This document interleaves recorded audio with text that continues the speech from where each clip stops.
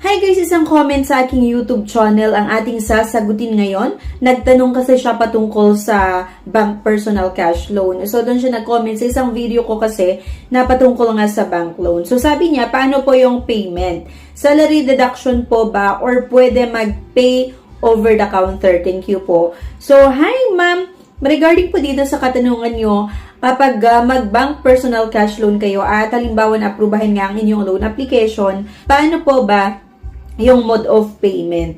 Pwede daw ba over the counter? So, by the way po kasi yung handle namin na bank, yung mode of payment po ay via PDC or post-dated check. Okay? Kapag na-aprubahan ang loan application nyo, kailangan yung mag-open ng account, checking account kahit sa bangko kung wala pa kayo at mag-request ng PDC or post-dated check. Tapos yung post-dated check na yun po yung dadalhin nyo sa branch ni bank kung saan kayo na-aprubahan.